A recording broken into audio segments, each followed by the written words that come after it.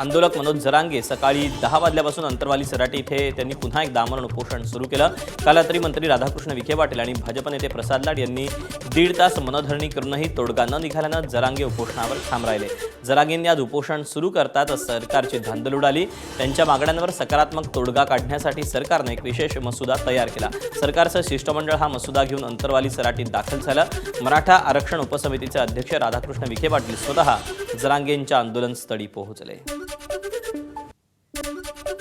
दगडाखाली एक आदर्श झाला इथून निघाल्यावर हिनं तर डोक्याला खुराक देते टायमाला म्हणतात लय बेस्ट तिथं जे आरचं टायमाला म्हणले लय बेस्ट जे आर तुम्हीच म्हणले ओके आणि तुम्हीच म्हणता आता बरोबर नाही त्याच्यामुळं उन्हात का तळा ना त्यांनाही चटके बसते समाजाचं कल्याण होईल। पश्चिम महाराष्ट्रातल्या अभ्यासकपणे आणि महाराष्ट्रातल्या मराठवाड्यासह सगळे या स्वातंत्र्य मंत्रालय मुख्यमंत्र्यांनी घोषणा केली की झालं 1 महिन्याची गरज नाही कारण त्यांची नुसती घोषणा झाली कुणाच मागणी नसू विखे पाटील साहेब फक्त आम्हाला समजून घ्या फक्त समजून घ्या आम्ही तुमच्या राजकारणाला अडा येणार नाहीत तुमच्या मंत्रिपदाला अडा येणार नाहीत माणूस म्हणून तुम्हाला अडा येणार पण तुम्ही या राज्याचे जबाबदार मोठे मंत्री आहेत आणि मुख्यमंत्री आहेत म्हणून आम्ही तुम्हाला सांगतोय की तुमच्या घोषणा होत हे तुमच्याशी भांडतोय आडवं बोलत नाही तुम्हाला अपमान करून माघारी पाठवत नाही हे तुम्हीच करू शकता। मनोज जरांगेंनी आजपासून पुन्हा उपोषण सुरू केलं। या पार्श्वभूमीवर राजकीय घडामोडींना वेग आला। आज पुन्हा भाजपा आमदार प्रसाद लाड आणि मंत्री राधाकृष्ण विखे पाटलांनी जरांगेंची भेट घेतली। त्यासाठी प्रसाद लाड छत्रपती संभाजीनगरात दाखल झाले। थोड्याच वेळात दोघेही अंतरवाली सराटीत जाऊन जरांगेंची भेट घेणार आहेत। या भेटीमध्ये जरांगेंचं आंदोलन मराठा आरक्षणाचा प्रश्न आणि शासनाच्या भूमिकेबाबत चर्चा होणार असल्याची माहिती आहे।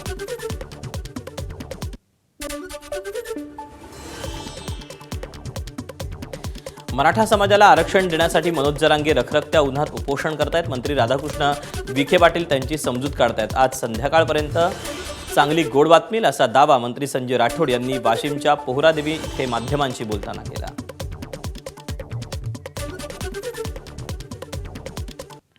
मनोज जरांगेंच्या आंदोलनावर ओबीसी नेते लक्ष्मण हाकेंनी प्रतिक्रिया दिली। ओबीसींचं आरक्षण हिरावलं जाणार असेल तर आम्ही ढेकळात आंदोलन करू। उद्या आंदोलनाची तारीख वेळ आणि ठिकाण जाहीर करणार असल्याची माहिती लक्ष्मण हाकेंनी दिली।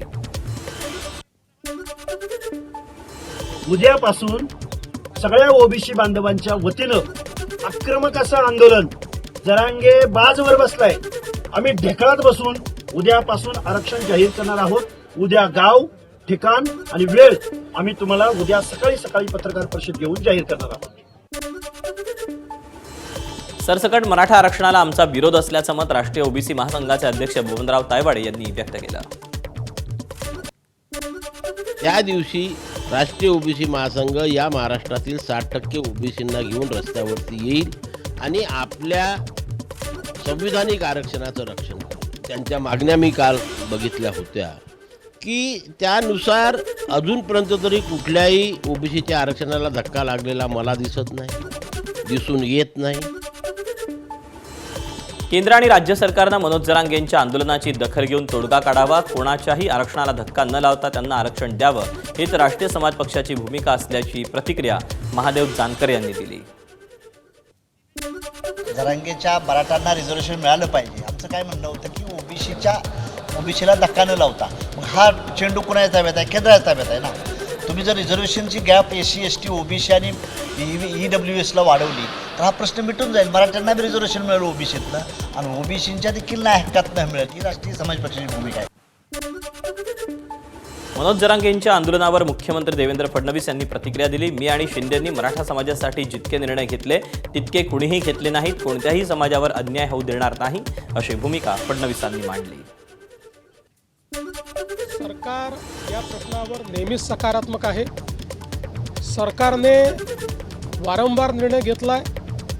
प्रत्येक वेळी जेव्हा अडचण आली त्यावेळी सरकारने निर्णय घेतलेला आहे आणि या संदर्भात मी एवढंच सांगेन की सरकारची भूमिका पारदर्शक आहे, सरकारची भूमिका सकारात्मक आहे आणि ती भूमिका आम्ही सातत्याने मांडतो आहे। मी असं स्पष्टपणे सांगतो एका समाजाचं काढून दुसऱ्या समाजाला द्यायचं अशा प्रकारचं या सरकारने कधीही केलं नाही, आम्ही करणार नाही।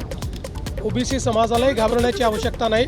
आम्ही मराठा समाजाचंही त्या ठिकाणी समाधान करू, त्याकरताही सगळे निर्णय आम्ही घेऊ, पण त्यावेळी ओबीसी समाजावर कुठलाही अन्याय आम्ही होऊ देणार नाही। एकीकडे जालन्याच्या अंतरवाली सराटीत मनोज जरांगे पाटील यांचं उपोषण सुरू असताना दुसरीकडे त्यांचे सहकारी राहिलेले अमोल खुणे यांनी देखील भर उन्हात अर्धनग्न होऊन आंदोलन सुरू केलं. बीडच्या गेवराई तालुक्यातील रुई धानोरा गावात हे उपोषण केलं जात आहे. सगळे सोयरे आणि सरसकट या शब्दांची मनोज जरांगे यांनी किती रुपयांमध्ये सेटलमेंट केली असा सवाल अमोल खुणे यांनी उपस्थित केला. तसंच सगळे सोयरे कायदा, मराठा कुणबी 1चा GR, सरसकट आरक्षण आणि EWS परत देण्याच्या मागणीसाठी खुणे ठाम आहेत. मनोज जरांगेंच्या उपोषणाला पाठिंबा दर्शवण्यासाठी लातूरमधील गुरसळी गावात काही तरुणांनी आक्रमक भूमिका घेतली. गावातील पाण्याच्या टाकीवर चढून तरुणांनी आंदोलन सुरू केलं आणि जोरदार घोषणाबाजी केली. टाकीवर चढलेल्या तरुणांना पाठिंबा देण्यासाठी गावातील नागरिक मोठ्या संख्येने एकत्र आले.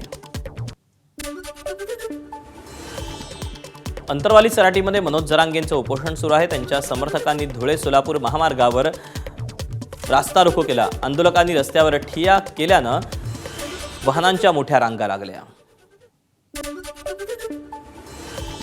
विधान परिषद निवडणुकीच्या तोंडावर प्राजक्त तनपुरेंनी भाजपात प्रवेश केला. प्राजक्त तनपुरे यांनी रवींद्र चव्हाण आणि माजी खासदार सुजय विखे पाटील यांच्या उपस्थितीत पक्षप्रवेश केला. दरम्यान दुसरीकडे राहुरीचे नगराध्यक्ष आणि इतर पदाधिकाऱ्यांसोबत त्यांनी भाजपचं कमळ हाती घेतलंय. मतदारसंघातील अडचणी लक्षात घेऊन भाजपात जाण्याचा निर्णय घेतल्याचं प्राजक्त तनपुरे म्हणाले.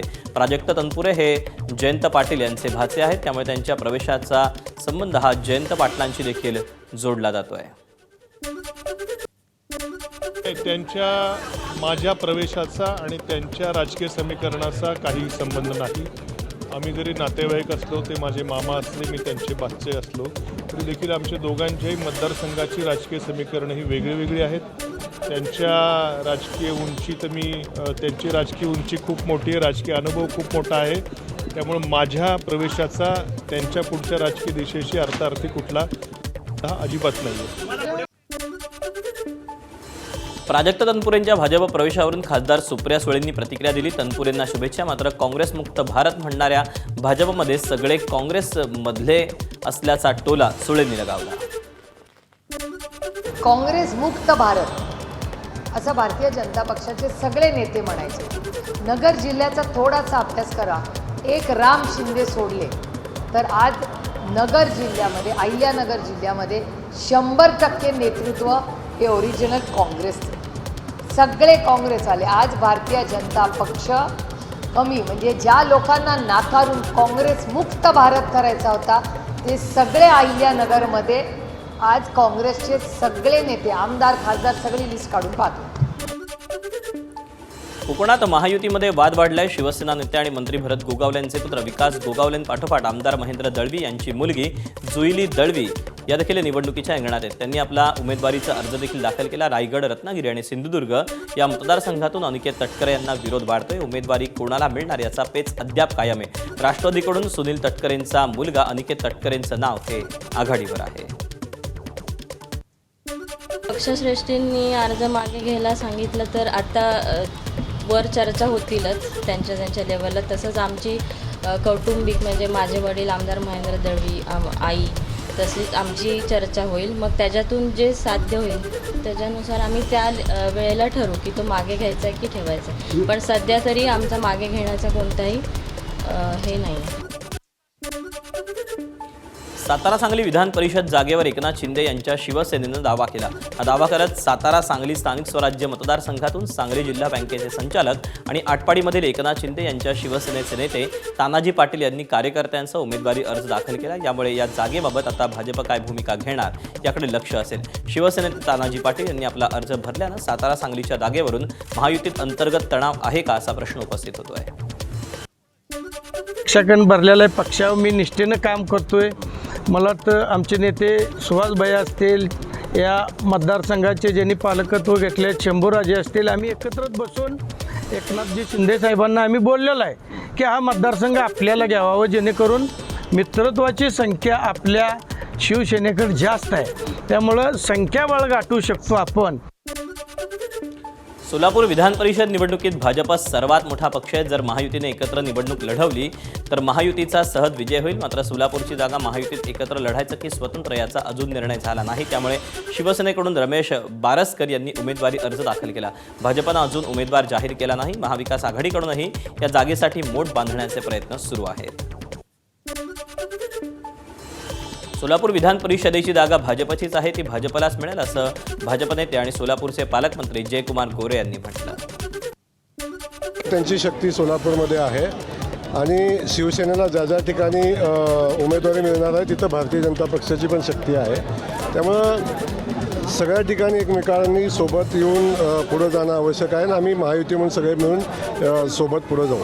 ते सोलापूरच्या जागेवर भाजपचा दावाच नाही, हक्क आहे आणि सोलापूरची जागा भारतीय जनता पक्षाकडेच राहील. धाराशिव, बीड, लातूर विधान परिषदेची जागा महायुतीत भाजपकडे जाण्याची शक्यता. या जागेसाठी माजी मंत्री आणि लातूर ग्रामीण भाजप जिल्हाध्यक्ष बसवराज पाटील, धाराशिव भाजप जिल्हाध्यक्ष दत्ता कुलकर्णी, मुख्यमंत्री देवेंद्र फडणवीस यांचे विश्वासू ओमप्रकाश शेटे आणि संभाजी पाटील निलंगेकर यांचे बंधू अरविंद पाटील निलंगेकर यांची नावं आघाडीवर आहेत. नांदेड जिल्ह्यात राष्ट्रवादी काँग्रेस आमदार प्रताप पाटील चिखलीकर यांचे चिरंजीव प्रवीण पाटील हे सध्या उमेदवारी अर्ज त्यांनी दाखल केला. 2 दिवसांपूर्वीच प्रताप पाटील चिखलीकर यांनी शिवसेनेचे नेते खासदार श्रीकांत शिंदे यांची भेट घेतली होती. जवळपास तासभर दोघांमध्ये बंद दाराआड चर्चाही झाली होती. मी माझ्या मुलासाठी म्हणून जागा मागितलेली नाही. राष्ट्रवादी काँग्रेसनं नांदेडची जागा लढली पाहिजे, यासाठी मी माननीय मुख्यमंत्री आदरणीय सुनेत्रा वहिनी यांच्याकडे मागणी केलेली आहे. कारण राष्ट्रवादीचा एक कार्यकर्ता म्हणून राष्ट्रवादी काँग्रेसला संधी मिळाली पाहिजे याच्यासाठी प्रयत्न करणे माझं काम आहे. पक्षाने जर मला सांगितलं लढा तर 100% लढणार, नसेल तर सर्वांसोबत चर्चा करून मार्ग काढणार. महाविकास आघाडीकडून ठाणे विधान परिषदेची जागा शरद पवारांच्या राष्ट्रवादीकडे जाण्याची शक्यता आहे. शरद पवारांच्या राष्ट्रवादीकडून नगरसेवक अभिजित पवारांना उमेदवारी मिळणार असल्याची माहिती सूत्रांनी दिली. तर महायुतीकडून शिवसेनेच्या रवींद्र फाटक यांच्या नावाची चर्चा आहे. त्यामुळे ठाणे विधान परिषदेत मवियाचे अभिजित पवार विरुद्ध महायुतीचे रवींद्र फाटक यांच्यात लढत होण्याची शक्यता आहे. नाशिक विधान परिषदेवरून महायुतीत तणाव पाहायला मिळतोय. शिवसेना आणि भाजपमध्ये या जागेवरून तणाव वाढलाय. भाजप नेते आणि मंत्री गिरीश महाजन यांचे 2 निकटवर्तीय या जागेवरून आमने सामने आले. भाजप शहर उपाध्यक्ष निलेश बोरा आणि माजी स्थायी समिती सभापती गणेश गीते यांच्यात उमेदवारीसाठी संघर्ष सुरू आहे. या दोघांनीही भाजपकडून उमेदवारी अर्ज घेतले. नुकत्याच झालेल्या नाशिक महापालिका निवडणुकीत निलेश बोरा यांनी महत्त्वाची भूमिका बजावली होती. विधान परिषद निवडणुकीची जागा वाटपाची चर्चा मुंबईत अंतिम टप्प्यात असताना स्थानिक पातळीवर पदाधिकारी आणि इच्छुक उमेदवारांची घालमेल सुरू झाली. नाशिक विधान परिषदेसाठी गिरीश महाजन यांचे दोन्ही निकटवर्ती गणेश गीते आणि निलेश बोरा यांनी अर्ज घेतलेत. त्याच्यासह ग्रामीण भागातील भूषण कासलीवाल, केदा आहेर यांनीही अर्ज घेतलाय. तर नाशिक शिवसेनेचा पारंपरिक मतदारसंघ आहे, त्यामुळे या जागेवर शिवसेनेचे उमेदवार देखील लढतील असं शिवसेना गटनेते अजय बोरस्ते यांनी म्हटलंय. भाजप शिवसेनेत उमेदवारीवरून चढाओढ सुरू असताना मवियानं महायुतीला टक्कर देण्यासाठी तगडा उमेदवार रिंगणात उतरवण्याची रणनीती आखली. ठाकरेंच्या शिवसेनेकडून वसंत गीतेंनी उमेदवारी अर्ज घेतला. ते सोमवारी उमेदवारी अर्ज दाखल करणार आहेत. तर ही निवडणूक सोपी समजण्याचं कारण नाही असा इशारा वसंत गीतेंनी दिला. जळगाव विधान परिषद निवडणुकीसाठी शिवसेनेचे नेते आणि मंत्री गुलाबराव पाटील त्यांचा मुलगा प्रतापराव पाटील यांच्या उमेदवारीसाठी प्रयत्न करत आहेत. माझ्या मुलाला तिकीट मिळावं अशी मागणी त्यांनी शिवसेना नेतृत्वाकडे केली. तसंच मुलाला उमेदवारी मागण्यात काही गैर नसल्याचं त्यांनी म्हटलेलं आहे. पुणे विधान परिषदेसाठी सध्या भाजप आणि राष्ट्रवादी आग्रही आहे. तर ही जागा राष्ट्रवादीकडे जाईल अशी चर्चा आहे. त्यामुळे पुण्यातून विधान परिषदेची उमेदवारी कुणाला मिळते हे पाहावं लागेल. तर महाविकास आघाडीकडून पुणे विधान परिषदेसाठी शरद पवारांच्या राष्ट्रवादीकडून उमेदवाराची घोषणा झाली. श्रीकांत पाटील यांच्या नावाची घोषणा करण्यात आलेली आहे. परभणी हिंगोली विधान परिषदेच्या जागेवर महाविकास आघाडीकडून डॉक्टर विवेक नावंदर यांचं नाव जवळपास निश्चित झालं. महाविकास आघाडीच्या काल झालेल्या बैठकीत परभणी हिंगोली जागेची जी जागा आहे ती ठाकरेंची शिवसेना लढवणार असल्याचा निर्णय झाला. त्यामुळे जागेवर ठाकरेंच्या शिवसेनेचे महानगर प्रमुख डॉक्टर विवेक नावंदर हे निवडणूक लढवणार असल्याची माहिती मिळाली.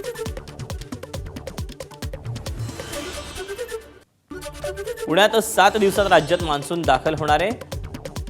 हवामान विभागानं दिलेल्या माहितीनुसार रविवारपासून मुंबईत हलक्या सरी सुरू होतील. पुढचे 3 दिवस मुंबईत हलका ते मध्यम स्वरूपाचा पाऊस बरसण्याची शक्यता आहे. रविवारी पालघर आणि ठाणे जिल्ह्यासाठी पावसाचा येलो अलर्ट जारी करण्यात आला. तर सोमवारी आणि मंगळवारी रायगड, रत्नागिरी, सिंधुदुर्ग जिल्ह्यांना येलो अलर्ट देण्यात आला आहे.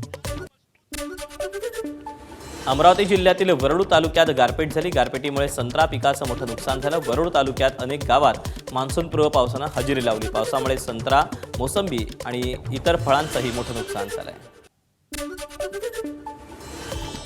3 जूनला ठाण्यात पाणी पुरवठा बंद राहणारे पिसे उदंचन केंद्र, टेमघर जलशुद्धीकरण केंद्राच्या सबस्टेशनमध्ये पावसाळ्यापूर्वी देखभाल आणि दुरुस्तीची कामं हाती घेण्यात येणार आहेत. त्यामुळे बुधवारी सकाळी 9 ते रात्री 9 वाजेपर्यंत पाणी पुरवठा बंद राहील.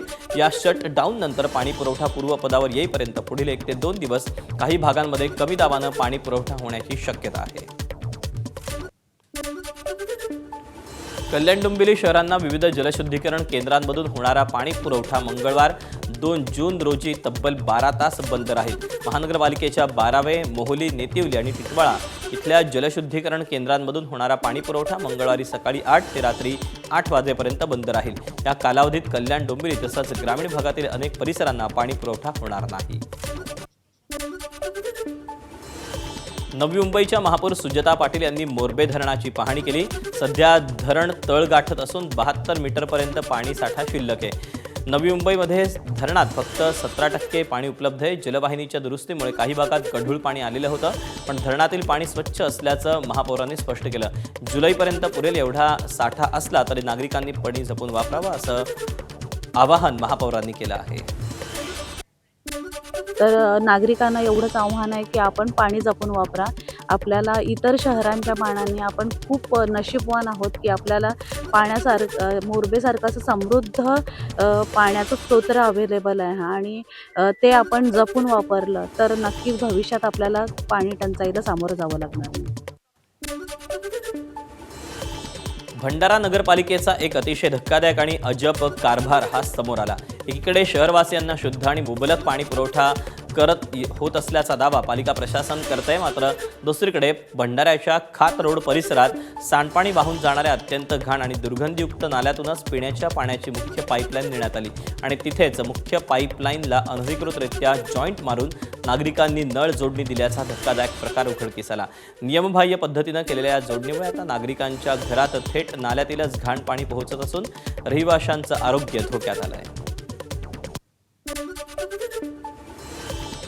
मुंबईत म्हाडातर्फे शहर बेटाजवळ जुन्या आणि मोडकळीस आलेल्या इमारतीचं सर्वेक्षण हे पूर्ण करण्यात आलं. यंदा या सर्वेक्षणात 72 इमारती अति धोकादायक स्थितीत आढळून आल्यात. या 82 इमारतींमध्ये मागील वर्षी अति धोकादायक म्हणून घोषित केलेल्या 43 इमारतींचा समावेश आहे. म्हाडा मंडळातर्फे 176 निवासी गाळेधारकांना गाळे रिकामी करण्याकरता नोटीस बजावण्यात आली. तसंच आवश्यकतेनुसार इमारत ही करण्यासाठी सहकार्य करून सूचनांचं पालन करण्याचं आवाहन करण्यात आलेलं आहे. अमेरिका इराणमध्ये सध्या युद्धविरामाची घोषणा करण्यात आली असली तरी दोन्ही देशांसह हॉर्मुझ सामुद्रधुनीमध्ये तणावाचं वातावरण आहे. या तणावपूर्ण वातावरणामुळे कच्च्या तेलाच्या जहाजांना वाहतुकीसाठी अडथळा निर्माण होतोय. या पार्श्वभूमीवर केंद्र सरकारकडून सतर्कतेचा भाग म्हणून नियमित साठ्याच्या व्यतिरिक्त किमान 30 दिवसांची मागणी पूर्ण होईल एवढा LPG साठा तयार करण्याचे आदेश तेल कंपन्यांना दिले आहेत. मुंबईकरांच्या खिशाला आजपासून झळ बसणारे. मुंबईत आणि महानगरात CNGच्या दरात प्रति किलो 2 रुपयांची वाढ झाली. CNG 86 रुपये प्रति किलोवर पोहोचलाय. त्याचबरोबर PNGच्या दरात 50 पैशांची वाढ झाली आहे. पंतप्रधान नरेंद्र मोदी यांनी इंधन बचतीचं आवाहन केलं असलं तरी मंत्री संजय राठोड यांनी त्याला बगल दिल्याचं समोर आलं. मृद आणि जलसंधारण मंत्री संजय राठोड वाशिम जिल्ह्यातील पोहरादेवी येथे बंजारा वास्तू संग्रहालयाच्या पाहणीसाठी आले असता त्यांच्या ताफ्यात तब्बल 20 ते 25 गाड्या होत्या. पंतप्रधानांनी इंधन बचतीचा सल्ला दिला असताना राज्यातील मंत्र्यांकडूनच त्याचं पालन होत नसल्याचं दिसून आलं. इंधन तुटवडा आणि पेट्रोल डिझेल दरवाढीमुळे वाहनधारक आधीच त्रस्त आहेत. तासनतास रांगेत उभं राहावं लागतंय. त्यातच अहिल्यानगर जिल्ह्यात इंधन चोरांच्या टोळ्या सक्रिय झाल्यात. महामार्गावर ट्रकमधून डिझेल चोरीच्या घटनांमुळे वाहनधारकांना मोठा आर्थिक फटका बसतोय. या डिझेल चोर टोळ्या आहे, ह्या गुन्हेगारी स्वरूपाच्या आहे. यांच्याकडे घातक शस्त्रे आहे, गावठी कट्टी आहे, हत्यारे असे घेऊन ह्या एकट्या ड्रायव्हरला व किन्नरला अडून त्यांच्याकडून लूटमार करतात. यांच्यावर प्रशासनाने, पोलीस प्रशासनाने गंभीर स्वरूपाचे गुन्हे दाखल करून शेवटचा घटक आहे जो डिझेल घेतो त्यांना बेडा घातल्यावरच याच्यावर पायबंद बसेल. पंढरपुरात डिझेल टंचाईच्या पार्श्वभूमीवर डिझेल चोरीची घटना समोर आली। पंढरपूर तालुक्यात रस्त्याच्या कडेला उभ्या असलेल्या मालवाहू ट्रकमधून डिझेल चोरी करणाऱ्या टोळीवर पंढरपूर तालुका पोलिसांनी धडक कारवाई केली। गुप्त माहितीच्या आधारे करण्यात आलेल्या कारवाईत 3 संशयितांना ताब्यात घेण्यात आलं। ते आरोपी गुरसाळे बायपासच्या ठिकाणी ती ब्रिजा गाडी त्या ओनरला दिसली आणि त्या ठिकाणी सुद्धा एका ट्रकमधून डिझेल चोरी करताना ते व्यक्ती तिथे आढळून आले। तिथे आवाज झाला, गाजावाजा झाला। त्या आरोपींनी पळण्याचा प्रयत्न केला। पोलिसांना कळवण्यात आले आणि डिस्ट्रिक्ट नाईट राऊंडची जी व्हेकल आहे ती त्या ठिकाणी दाखल झाली आणि एका आरोपीला ताब्यात घेतलं। कांद्याला कवडीमोल भाव मिळत असल्यानं शेतकरी हवालदिल झाला। त्यामुळे आज पुण्याच्या चाकण उत्पन्न कृषी बाजार समिती समोर आंदोलनाची दिशा ठरवण्यासाठी बैठक आयोजित करण्यात आली होती। मात्र शेतकऱ्यांच्या प्रश्नांवर चर्चा करण्याऐवजी काही शेतकरी नेते आणि राजकीय नेत्यांनी पक्षीय हेवेदावे उकरून वाद घातला। कांदा दरासाठी बोलवलेल्या बैठकीत नेत्यांमध्ये खडाजंगी झाल्यानं बैठकीचं वातावरण हे तणावाचं बनलं होतं। भारतात वाढत असलेल्या महागाईचा फटका सर्व क्षेत्रांना बसू लागला। याचा सर्वाधिक फटका शेतकऱ्यांना बसतोय। शेतीसाठी लागणारं सर्व बी बियाणं, खतं यांचे दर मोठ्या प्रमाणात वाढले, तर शेतीसाठी लागणाऱ्या सर्व साहित्यांचे भाव देखील वाढत असल्यानं आणि शेतीमालाला ही योग्य उचल नसल्यानं, योग्य भाव मिळत नसल्यानं शेतकरी हवालदिल झाला आहे। शेती करणं परवडत नाही। खताचे भाव प्रत्येक बॅग मागं 200, 300, 400 असे भाव वाढलेले आहेत आणि शेतमालाला काहीच भाव मिळत नाही। जे आहे तेच आहे। उलट डिझेलचे भाव वाढल्यामुळे शेतीचा जे याचा खर्च आहे ते शेतीची जे मशागत करायची आहे ट्रॅक्टर मिळत नाही डिझेल नसल्यामुळे।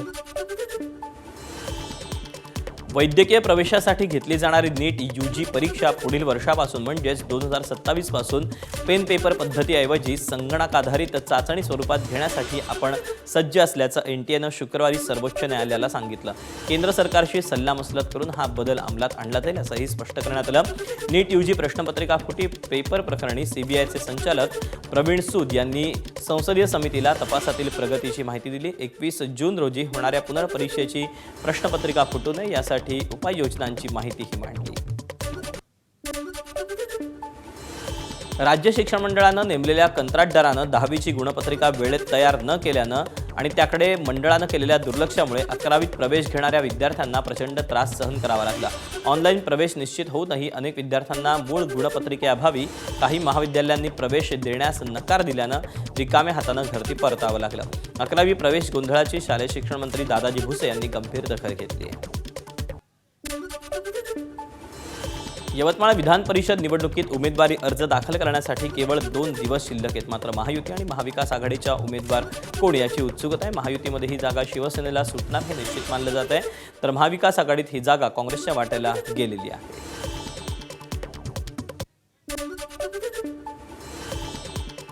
भंडारा गोंदिया विधान परिषद निवडणुकीसाठी आतापर्यंत 25 जणांनी 48 उमेदवार अर्जांची खरेदी केली।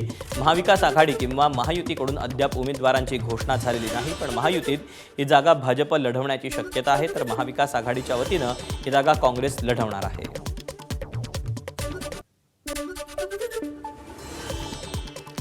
वर्धा, चंद्रपूर, गडचिरोली विधान परिषद मतदारसंघात भाजप विरुद्ध काँग्रेस अशी पारंपरिक लढत होण्याची दाट शक्यता आहे। भाजपकडून अरुण लखानी, वीरेंद्र कुकरेजा आणि उपेंद्र कोठेकर अशा 3 नावांची चर्चा आहे, तर काँग्रेसकडून शैलेश कुमार अग्रवाल यांचं नाव आघाडीवर आहे।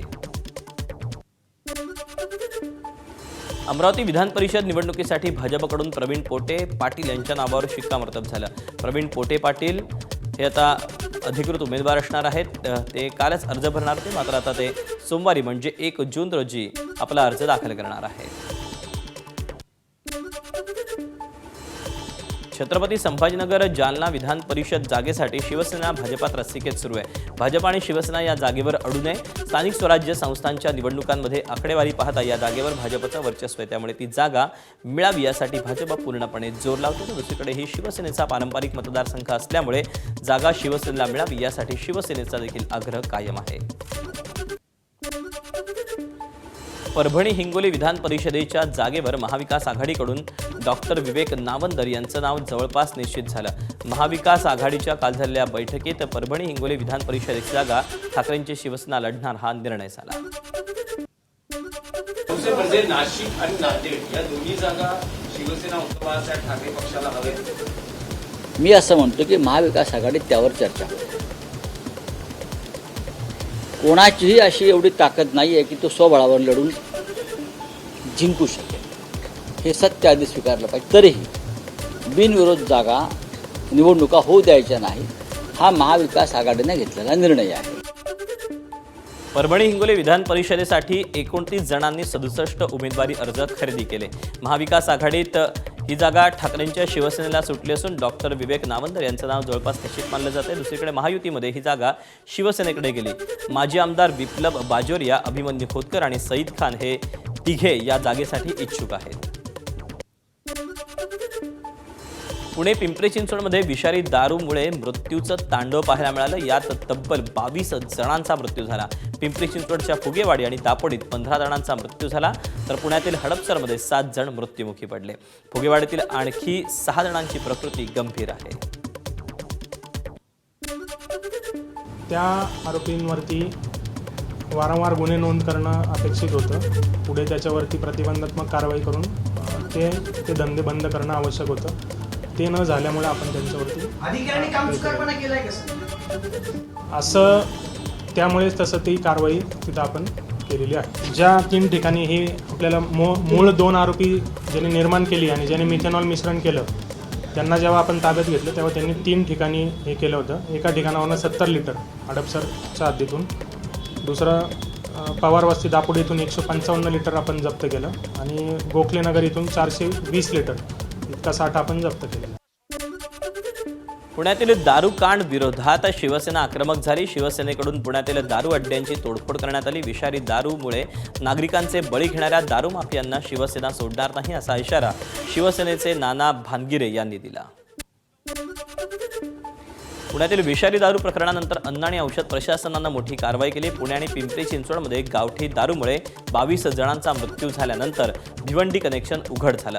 या दारूसाठी वापरण्यात आलेलं मुख्य रसायन मिथेनॉल भिवंडीच्या मेरेक्स इंटरनॅशनल कंपनीकडून पुरवल्याचं स्पष्ट झालं. अन्न आणि औषध प्रशासनाचे आयुक्त तुकाराम मुंढे यांच्या कारवाईत भिवंडीतून 5,929 किलो मिथेनॉलचा साठा जप्त करण्यात आला. कोल्हापूरच्या कणेरीवाडीतील कांजरभाट वसाहतीत सुरू असलेल्या अवैध दारू हात भट्टीच्या विरोधात कारवाई करण्यात आली. हा अड्डा उद्ध्वस्त करण्यात आला. गोकुळ शिरगाव पोलिसांनी ही कारवाई केली असून जेसीबीच्या सहाय्यानं 2 ठिकाणी असलेले दारूचे अड्डे उद्ध्वस्त करण्यात आलेले आहेत. संतोष देशमुख हत्या प्रकरणातील साक्षीदार दादा खिंडकरांना धमकी देण्यात आली. संतोष देशमुख हत्या प्रकरणात साक्ष देऊ नको आणि ते प्रकरण मिटवून घ्या असं म्हणत धनंजय देशमुख यांचे साडू दादा खिंडकर यांना धमकी देण्यात आली. सख्या भावानं जीवे मारण्याची धमकी दिल्याचा प्रकार समोर आला. या प्रकरणी शिवाजीनगर पोलीस ठाण्यात अदखलपात्र गुन्हा दाखल करण्यात आला.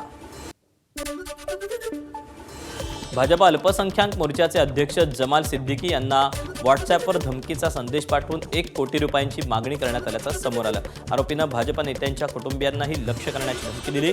या प्रकरणी जमाल सिद्दीकी यांच्या तक्रारीवर सक्करदरा पोलीस स्टेशनमध्ये गुन्हा दाखल करून तपास सुरू करण्यात आलेला आहे. या व्यक्तीने त्यांच्या व्हॉट्सअपवर मेसेज करून त्यांना धमकावून त्यांच्या परिवाराला किंवा त्यांना धमकावून त्यांच्याकडून 50 लाख ते 1 कोटी रुपयाची खंडणीची मागणी केली. त्यावर पोलीस स्टेशन सक्करदरा येथे अपराध क्रमांक 231/2026 कलम 308(5), 351(2), 351(3) आणि माहिती तंत्रज्ञान BNS माहिती तंत्रज्ञान कलम 66(ड) प्रमाणे अपराध दाखल करण्यात आलेला आहे. पोटच्या 2 मुलांची विक्री केल्याचा धक्कादायक प्रकार चंद्रपुरात उघडकीस आला. रामनगर पोलिसांनी 40 वर्षीय आरोपी महिलेला अटक केली. ही आपल्या 15 वर्षीय अल्पवयीन मुलीच्या नवजात बाळाची विक्री करण्याच्या तयारीत असतानाच पोलिसांना याचा सुगावा लागला. मुख्य आरोपी महिलेचा पती 4 वर्षांपूर्वी मरण पावला होता. त्यानंतर ती 26 वर्षीय अजय फुलझेले या तरुणासोबत लिव्ह इन रिलेशनशिपमध्ये राहत होती. अजयपासून झालेल्या 2 बाळांची तिनं जून 2024मध्ये तेलंगणातील कागजनगर इथे महिलेला आणि ऑक्टोबर 2025मध्ये चंद्रपूर शहरातील एका महिलेला अंदाजे 4 ते 5 लाखमध्ये विक्री केल्याचं समोर आलं.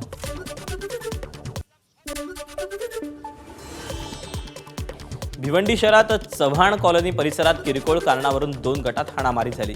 या हाणामारीत 5 जण जखमी झाले असून त्यापैकी दोघांची प्रकृती गंभीर आहे. परिसरातील काही तरुणांनी एका दुचाकीस्वाराची गाडी पाडल्यानं वाहनाचं नुकसान झालं. याबाबत संबंधित तरुणानं गाडीचं नुकसान का झालं तसंच भरपाई देण्याची मागणी करत जाब विचारला. याचा राग मनात धरून काही तरुणांनी त्याला बेदम मारहाण केली. त्यानंतर मदतीसाठी त्यानं आपल्या कुटुंबियांना घटनास्थळी बोलावलं. दरम्यान त्याचे वडील आणि भावंड तिथे पोहोचता संबंधित तरुणांनी त्यांनाही लक्ष्य करत लाकडी दांडे आणि दगडांनी मारहाण केली. या घटनेनंतर परिसरात काही काळ तणावाचं वातावरण होतं. धाराशिवच्या वाशी पोलीस ठाण्यात कार्यरत असलेले पोलीस कर्मचारी अर्जुन मारकड यांची 4 लाख रुपयांची चोरी झाल्याची घटना भूम शहरात घडली. चोरट्यांनी अत्यंत शेतापीनं दुचाकी पंक्चर करून दिशाभूल करून गाडीत ठेवलेली रोकड लंपास केली.